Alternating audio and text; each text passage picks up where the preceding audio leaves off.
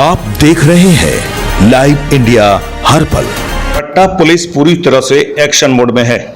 मसौढ़ी थाना को सूचना प्राप्त हुई कि ग्राम मनीचक के समीप 4 से 5 अपराधकर्मी एक युवक का अपहरण कर उसके साथ मारपीट कर रहे हैं और उसकी जान लेने की आशंका है। सूचना प्राप्त होते ही मसौढ़ी थाना की पुलिस द्वारा त्वरित कार्रवाई करते हुए घटनास्थल पर पहुंचकर घेराबंदी की गई। पुलिस टीम को देखते ही अपराधियों द्वारा पुलिस पर फायरिंग शुरू कर दी गई। इस दौरान 2 पुलिस अधिकारी घायल हो गए, जिन्हें तत्काल इलाज के लिए अस्पताल भेजा गया। दोनों की स्थिति खतरे से बाहर है। पुलिस टीम द्वारा युवक को सकुशल बरामद कर लिया गया और मुठभेड़ में घायल एक अपराधी की इलाज के दौरान जान चली गई। शेष अपराधी फायर हो गए हैं। अनुसंधान के क्रम में 8 अपराधकर्मियों को गिरफ्तार भी किया गया। गिरफ्तार अपराधकर्मियों के पास से 2 देसी पिस्टल, 4 देसी कट्टा, 11 जिंदा कारतूस, नकद बरामद किया गया है। वहीं फरार अपराधी के घर से 1 देसी पिस्टल, 4 कारतूस, 3,98,900 रुपए नकद भी बरामद किए गए हैं। कल शाम को 7:30 बजे के आसपास मसौढ़ी थाना को एक सूचना प्राप्त हुई कि मनीचक के पास खेत में एक युवक को कुछ अपराधकर्मी जो 5-6 की संख्या में होंगे बुरी तरीके से मार पीट रहे हैं और उनके पास हथियार भी है और संभव है कि उसकी हत्या कर ले। सूचना मिलने के साथ ही मसौढ़ी थाना की टीम, जिसका नेतृत्व एसआई राहुल कुमार, जो वहाँ एडिशनल एसएचओ भी है, वो कर रहे थे। वो घटनास्थल पे दलबल के साथ पहुंचे। पुलिस के वहां पहुंचते ही अपराधकर्मियों के द्वारा पुलिस पर फायरिंग शुरू कर दी गई। करीब 5-6 राउंड फायरिंग उनके द्वारा की गई। अपराधकर्मियों के फायरिंग से बचने के लिए आत्मरक्षा में, सेल्फ डिफेंस में पुलिस के द्वारा भी फायरिंग की गई। इसी घटना में जो अपराधकर्मी थे वो अंधेरे का और मौका का फायदा उठाकर वहां से भाग निकले और जो अपहृत युवक था उसे रिकवर कर लिया गया। परंतु अपराधियों के फायरिंग में हमारे 2 पुलिस ऑफिसर्स को गोली लगी। एसआई राहुल कुमार को घुटने के ऊपर गोली लगी और एक अन्य पदाधिकारी एएसआई संजय कुमार, इनको हाथ से में गोली स्क्रैच करते हुए निकली। इन दोनों ही पुलिसकर्मियों को तत्काल बेहतर इलाज के लिए एम्स में भर्ती कराया गया। इलाज के बाद इन दोनों की हालत खतरे के बाहर है। एसआई राहुल कुमार का आज सुबह और आज दोपहर में ऑपरेशन कर जो अंदर में ये गोली थी लगी हुई, उसे निकाला गया। मुठभेड़ के समय ही यह स्पष्ट हो गया था कि पुलिस की गोली से एक अपराधकर्मी को भी गोली लगी है।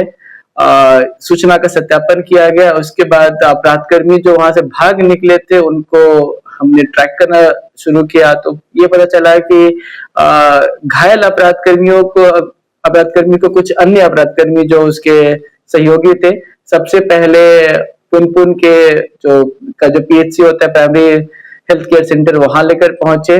वहां पे डॉक्टर उन्हें देखने के बाद उसे पीएमसीएच रेफर कर दिया गया। वो पीएमसीएच गए, परंतु पीएमसीएच में एडमिट ना करके वो उसे मैक्स हॉस्पिटल ले गए, जहां संभवतः मैक्स हॉस्पिटल ने इलाज करने से मना कर दिया। उसके बाद वो उन्हें पारस हॉस्पिटल लेकर चले गए। इतने में पुलिस की टीम भी वहां पर पहुंच गई और उसके बाद यह पाया गया कि पारस हॉस्पिटल में आने के साथ ही कुछ मिनटों के बाद उस उक्त अपराधकर्मी की मृत्यु हो गई।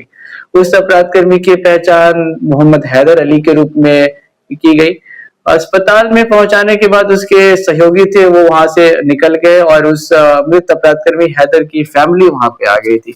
आगे की प्रक्रिया पुलिस के द्वारा जो भी विधि सम्पन्न है वो की गई। साथ ही साथ इस घटना में अग्रतर अनुसंधान किया गया। एक विशेष टीम का गठन कर दिया गया था, जिसमें मसौढ़ी के साथ साथ लहसुना, केवड़ा, पिपरा थाना, पुनपुन थाना, शास्त्री नगर थाना, ये सभी थाने की टीम और एसआईयू की टीम थी। इनके द्वारा एक पहलू पे अनुसंधान किया गया, सीसीटीवी फुटेज देखा गया, सीडीआर देखे गए, पूछताछ किया गया और इस सब के बेसिस पे कुल 8 अपराधकर्मियों को गिरफ्तार किया गया। 8 में से 4 अपराधकर्मियों को ये षड्यंत्र में गिरफ्तार किया गया। ये वो 4 अपराधकर्मी हैं जो इस षड्यंत्र में शामिल थे और गोली लगे हुए अपराधकर्मियों को एक से दूसरे से तीसरे हॉस्पिटल ले जा रहे थे बिना पुलिस को सूचना दिए।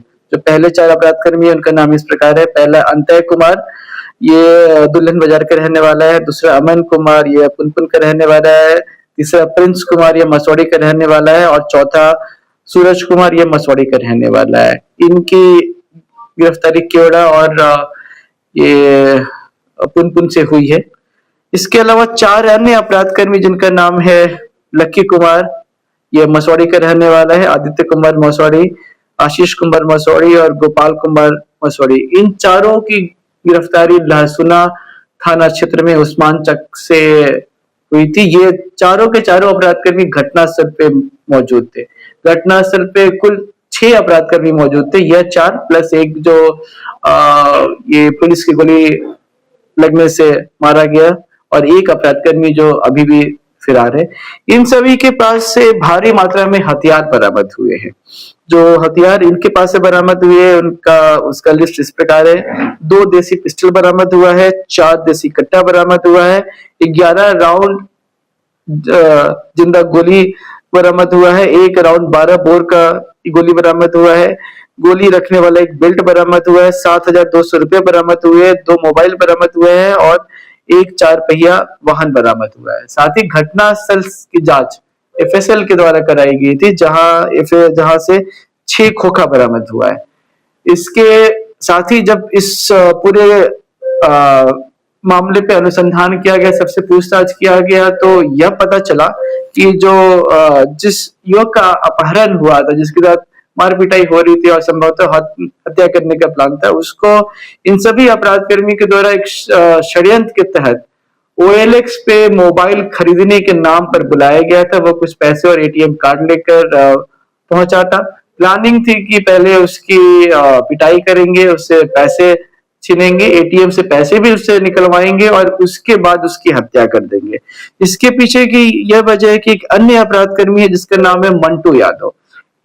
इस युवक का मंटू यादव से कुछ दिन पहले किसी बात को लेकर विवाद हुआ था, हल्की फुल्की मारपीट भी हुई थी।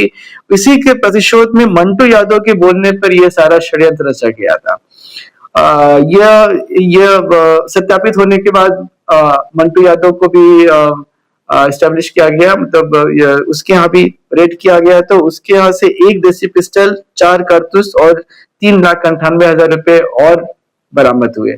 तो इस प्रकार से इस मामले में अभी तक 8 गिरफ्तारियां हो चुकी है, 2 फरार है और 1 अपराधकर्मी पुलिस की गोली से मृत हो गया। और जो मृत अपराधकर्मी है उसके आपराधिक इतिहास की हम बात करें तो अभी वो कुछ टाइम पहले ही एक हत्या के कांड में जेल से निकला था। उसके ऊपर पहले से कई सारे कांड दर्ज है। मसौड़ी थाना कांड संख्या 249-25, मसौड़ी का 537-25, 197-26 और 391-26। इसमें कुछ हत्या के केसेस है, आर्म्स एक्ट के हैं और हत्या के प्रयास के भी मामले हैं। इन सभी में आपको यह भी बताना चाहूंगा कि जो ये इस पूरे मामले में पूरे पटना पुलिस के द्वारा एक हिसाब से एक टीम की तरह काम किया गया और पटना पुलिस के कोऑर्डिनेटेड एफर्ट का ही यह नतीजा है कि एक रात में ही लगभग सारे अपराध कर्मियों की गिरफ्तारी होगी।